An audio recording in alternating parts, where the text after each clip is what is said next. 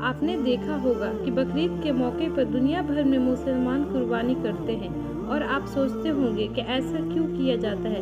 چلیے آج آپ کو بتاتے ہیں اس کے پیچھے کی کہانی اور وزڈم کیا ہے۔ ہزاروں سال پہلے کی بات ہے۔ ابراہیم علیہ السلام اللہ کے نبی اور پیغمبر تھے۔ ایک دن جب ابراہیم علیہ السلام سو رہے تھے، انہوں نے ایک خواب دیکھا جس میں اللہ نے ابراہیم علیہ السلام سے فرمایا کہ ابراہیم، آپ کے نزدیک جو سب سے پیاری اور محبوب چیز ہو آپ اسے اللہ کی راہ میں قربان کر دیجیے۔ اب یہاں آپ کو بتا دوں کہ اللہ اپنے بندوں اور خاص طور پہ نبیوں کا امتحان لیتا ہے، یہ دیکھنے کے لیے کہ انسان اللہ سے زیادہ محبت کرتا ہے یا اللہ کے دیے ہوئے تحفوں سے محبت کرتا ہے۔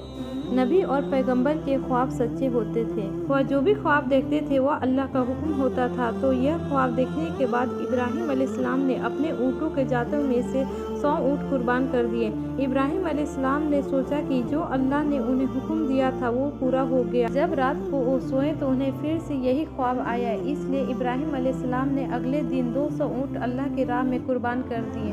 لیکن اگلی رات پھر سے انہیں وہی خواب آیا جس میں اللہ نے ان کی سب سے پسندیدہ چیز قربان کرنے کا حکم دیا۔ ابراہیم علیہ السلام سوچ میں پڑ گئے، کیا آخر اللہ ان سے کس چیز کی قربانی چاہتے ہیں؟ پھر انہوں نے سوچا کہ اس دنیا میں سب سے عزیز چیز میرے لیے میرا بیٹا اسماعیل ہے۔ آپ کو بتا دوں، ابراہیم علیہ السلام کو پوری زندگی دعائیں مانگنے کے بعد 80 سال کی عمر میں اولاد ہوئی تھی، اور وہ تھے ان کے بیٹے اسماعیل، جو انہیں بہت زیادہ عزیز اور محبوب تھے۔ اب ابراہیم علیہ السلام سمجھ چکے تھے، دراصل اللہ تعالیٰ نے ان سے ان کے بیٹے کی قربانی مانگی ہے۔ اللہ یہ دیکھنا چاہتا ہے کہ ابراہیم علیہ السلام اپنے بیٹے سے زیادہ محبت کرتے ہیں یا اللہ سے۔ ابراہیم علیہ السلام کے لیے یہ بہت بڑا امتحان تھا۔ اگلے دن ابراہیم علیہ السلام اٹھے اور اپنی بیوی ہاجرہ کو کہا کہ ہمارے بیٹے اسماعیل کو نہلا کر اچھی طرح سے تیار کر دیجیے۔ ابراہیم علیہ السلام کی بیوی ہاجرہ نے اپنے بیٹے کو بہت اچھے سے نہلا کر خوشبو لگا کر تیار کر دیا، اور ابراہیم علیہ السلام اپنے بیٹے کو لے کر پہاڑ کی طرف روانہ ہو گئے۔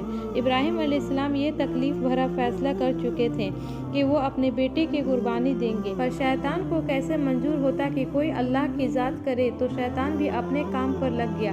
وہ سیدھا ابراہیم علیہ السلام کی بیوی حضرت ہاجرہ کے پاس ایک بزرگ کے شکل میں گیا اور ان سے کہا کہ ابراہیم تمہارے بیٹے کو کسی دعوت پہ نہیں بلکہ اسے قربان کرنے کے لیے لے کر گیا ہے۔ یہ سن کر حضرت ہاجرہ بہت حیران ہوئی، پر وہ سمجھ گئی کہ یہ ضرور اللہ کا حکم ہوگا۔ تو انہوں نے شیطان سے کہا کہ اگر اللہ نے ابراہیم کو ایسا کرنے کا حکم دیا ہے تو یہ ہماری خوش قسمتی ہے، یہ تو میرا ایک بیٹا ہے، اگر میرے اسماعیل جیسے 1000 بیٹے ہوتے تو میں خوشی خوشی انہیں اللہ کے راہ پہ قربان کر دیتی۔ جب شیطان حضرت ہاجرہ کو بھڑکانے میں ناکام ہو گیا تو سیدھے ان کے بیٹے اسماعیل علیہ السلام کے پاس گیا اور کہنے لگا، تمہارے بابا تمہیں کسی دعوت میں نہیں بلکہ تمہیں مارنے کے لیے لے کر جا رہے ہیں۔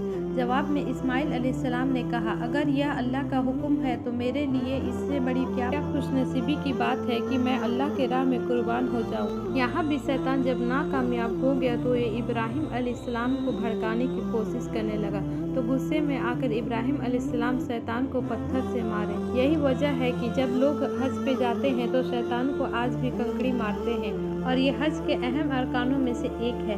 شیطان کے جانے کے بعد ابراہیم علیہ السلام نے اپنے بیٹے کو ساری بات بتائی تو اسماعیل علیہ السلام نے فرمایا، بابا اگر یہ اللہ کا حکم ہے تو یہ مجھے منظور ہے، آپ بس میرے ہاتھ پیر باندھ دیں اور اپنی آنکھیں پر پٹی باندھ لیں تاکہ آپ جب میری گردن پہ چھری چلائیں تو آپ کو تکلیف نہ ہو اور آپ یہ کرنے سے مکر نہ جائیں۔